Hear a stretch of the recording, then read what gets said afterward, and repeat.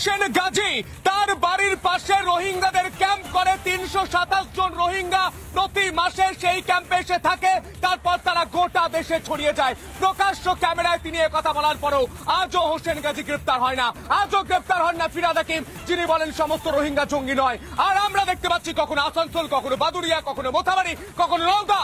আর কত আমার বাংলায় রক্ত ঝরবে, আর কত রক্তাক্ত হবে আমার বাংলা? প্রশ্ন করবো বুক চিতিয়ে চোখে চোখ রেখে। যারা রয়েছেন পরিচয় করতে আমার সঙ্গে রাজনৈতিক ব্যক্তিত্ব আজ এসে উপস্থিত হয়েছেন। আমার সঙ্গে রয়েছেন বিজেপির মুখপাত্র প্রীতম দত্ত, রয়েছেন আমার সঙ্গে সরাসরি, আমার সঙ্গে রয়েছেন দেবব্রত রায়, রাজনৈতিক কর্মী, শাসক দলের পক্ষে কথা বলবেন। আমার সঙ্গে রয়েছেন নীলাভ ব্যানার্জি, আইনজীবী, কংগ্রেসের পক্ষে কথা বলবেন। আমার সঙ্গে রয়েছেন রাজ চৌধুরী, বিজেপির মুখপাত্র।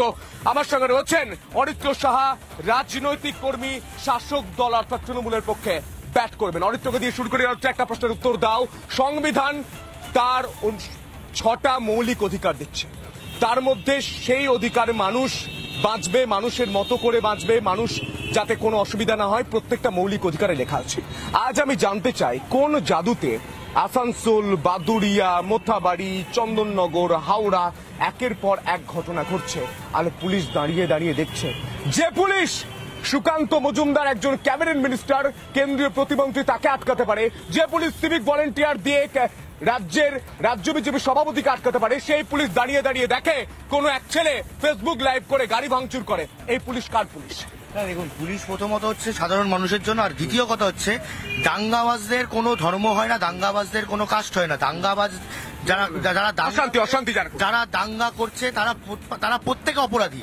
প্রথম জিনিস এটা মানতে হবে, সে যেই হোক না। মমতা বন্দ্যোপাধ্যায় মনে করেন? অবশ্যই।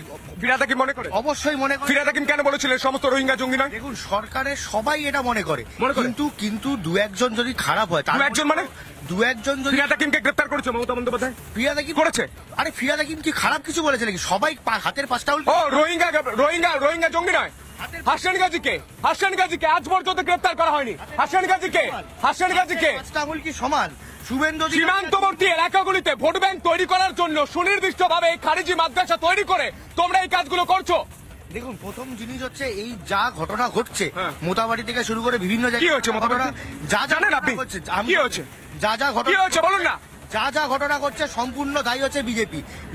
সাদ রাদি এবিটি জঙ্গি, তার ভোটার লিস্টে নাম থাকে লাভলি খাতুন, বাংলাদেশ থেকে কয়েক মাস আগে এসেছে, তিনি হয়েছেন তৃণমূলের পঞ্চায়েত প্রধান।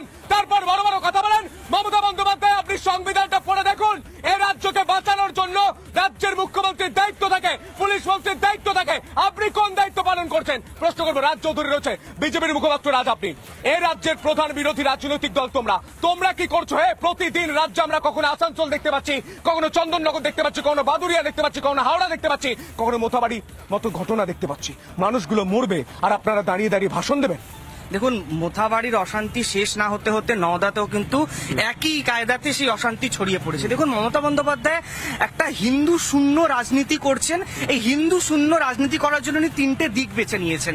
একটা, হিন্দুদের বিরুদ্ধে অত্যাচার করিয়ে, নৃশংস হত্যা করিয়ে মোথাবাড়ি, নওদা, ধুলাগড়, কালিয়াচক করিয়ে হিন্দু শূন্য করা। দ্বিতীয়, উনি বেছে নিয়েছেন ভোটার লিস্ট থেকে হিন্দুদেরকে বাছাই করে করে বাদ দিয়ে। কেন আমি এটা জানতে বলছি তো, কারণ উনি বুঝতে পারছেন যে যখন রাজ্যে কোনো উন্নয়ন নেই, তখন সেই মাদ্রাসা ভোট 5,600 কোটি যেই বাজেট তৈরি করেছেন, ওই মাদ্রাসা ভোটের উপরেই ওনাকে ভর করে 2026-এ নির্বাচন করতে হবে। আর তৃতীয় দিক উনি ঠিক করেছেন, সেটা হলো যে ওবিসি লিস্টের মধ্যে মুসলিমদেরকে উনি অন্তর্ভুক্ত করে একটা ভোট ব্যাংক করছে। বৃহত্তম একটা চক্রান্ত, আমাদের রাজ্যের ক্ষতি। একদম, এটা আমরা যারা মূলবাসী, যারা আদিবাসী, তাদের জন্য তো ক্ষতি। আপনি লিখে রেখে নিন। আমরা 2021-এও বলেছিলাম, আবার বলছি, এই যা রাজনীতি মমতা বন্দ্যোপাধ্যায় শুরু করেছেন, যে চক্রান্ত করছেন, পশ্চিমবঙ্গের মাটিতে হিন্দু শূন্য হতে চলেছে। আসলে উনি বলতে চাইছেন হিন্দু ভোট শূন্য, বিজেপিকে হিন্দুরা ভোট দেয় না। আপনাদের কথা মতো যদি বলেন সংখ্যালঘু মানুষ কত আছে, 27 থেকে 30%। কি বলছেন? বিজেপিকে হিন্দুরা ভোট দেয় না? আবার বলছি, ভালো করে বিজেপিকে হিন্দুরা ভোট দেয় না। প্রথম কথা হচ্ছে, দেখুন, আজকে যে অবস্থা মোথাবাড়িতে দেখেছি, তারপর গতকাল নওদা, বেলডাঙ্গাতে সব দেখেছি। আমরা বারবার বলছি, এই মার্কস আর ম্যাকুয়েলির মাইন্ড যে আজকে করা এই যে তথাকথিত বাঙালিদের, তাদেরকে আজকে বলছি যে গতকাল মোথাবাড়ি হয়েছে, কালকে আপনার বাড়ি হবে, এবং সেই জন্য আপনি কি করছেন? আমাদের কনস্টিটিউশনে আজকে হয়েছে, কনস্টিটিউশনে আর্টিকেল 25-এ যে যা ধর্ম পালনের জায়গা দেওয়া আছে।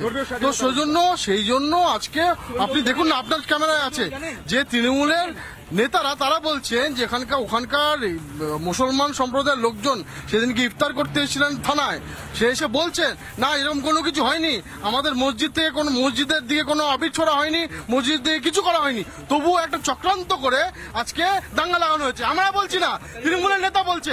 তোমাদের ক্যামেরা আপনি এক হাত দিয়ে হাততালি বাজাতে পারবেন, আজকে আমি পরিষ্কার জানতে চাই সোজাসুজি স্বর্ণালীতে এই ব্যক্তি যে কথা প্রীতম দত্ত বললো সেই ব্যক্তি এই কথা বলেছে, কিন্তু আমার কোনো ইন্টারেস্ট নেই। আমি একটাই জিনিস জানতে চাই, এ বাংলার মানুষকে সুরক্ষা দেওয়ার দায়িত্ব কার? বাংলার পুলিশের, বাংলার পুলিশ মন্ত্রী দিতে পারছেন? আমার দিদি অভয়াকে একটা সরকারি হসপিটালে ধর্ষণ করে খুন করে দেওয়া হয়, আমরা দেখতে পাই প্রকাশ্যে অলিতে গলিতে গুলি চলে, পুলিশ মানুষকে নিরাপত্তা দিতে ব্যর্থ, অথচ সেই পুলিশ সিভিক ভলেন্টিয়ারদের আটকায় কেন্দ্রীয় প্রতিমন্ত্রী সুকান্ত মজুমদারকে। লাঠিধারী সিভিক ভলেন্টিয়ার দাঁড়িয়ে থাকে হেলমেট পরে। সুপ্রিম কোর্ট হাইকোর্টের রায় থাকার পরেও সুপ্রিম কোর্ট হাইকোর্টের রায় কেউ মানছেন না এই বাংলার পুলিশ মন্ত্রী মমতা বন্দ্যোপাধ্যায়। ছবি দেখাবো, দেখুন। সিভিক ভলেন্টিয়ার তারা হেলমেট পরে হাতে লাঠি নিয়ে দাঁড়িয়ে রয়েছেন। আপনারা সিভিক ভলেন্টিয়ার, আপনাদের হাতে লাঠি কেন, হেলমেট কেন? আপনারা law and order situation maintain করছেন? তো কলকাতা হাইকোর্টের নির্দেশ ছিল সিভিক ভলেন্টিয়ার তারা law and order situation maintain করার জন্য তাদেরকে ব্যবহার করা যাবে না। আর এই মুহূর্তে মালদার ছবি দেখো, রাজ্যের পুলিশ, রাজ্যের প্রশাসন, তাদের ভূমিকা নিয়ে আবারও প্রশ্ন। সিভিক ভলেন্টিয়ার সার দিয়ে দাঁড়িয়ে রয়েছে, প্রত্যেকের মাথায় হেলমেট, হাতে লাঠি, দেখে মনে হচ্ছে তারা তো যুদ্ধে যাচ্ছেন। জানি না তারা কোন যুদ্ধে যাচ্ছেন, কারণ বিজেপি রাজ্য সভাপতি সুকান্ত মজুমদার তিনি প্রশ্ন তুলছেন যে এই পুলিশ, এই প্রশাসন কোথায় ছিল যখন অশান্তি তৈরি করা হচ্ছিল। সুকান্ত মজুমদারের সামনে পুরো ঘটনাটা হচ্ছে, সুকান্ত মজুমদার তিনি ঠিক কি বলছেন শুনি। সিভিক পুলিশ মাথায় হেলমেট, হাতে লাঠি, যেখানে স্ট্যান্ডিং কোর্টের রায় আছে, হাইকোর্টের রায় আছে যে কোনোভাবেই সিভিক ভলেন্টিয়ার্সকে ল অ্যান্ড অর্ডার মেনটেনে ব্যবহার করা যাবে না। তারা ট্রাফিক কন্ট্রোলের মতো কাজ করতে পারে, কিন্তু এই ধরনের কাজ করতে পারে না তারা, কিন্তু তারা যেভাবে করছে এরা আদৌ সিভিক ভলেন্টিয়ার না বাংলাদেশিরা তৃণমূল? সে তো কেউ, এরা পুলিশগুলো যারা পুলিশের ড্রেস পরে আছে তাদের নাম নেই, আরে কিনতে পাওয়া যায়, কিনতেও হবে না।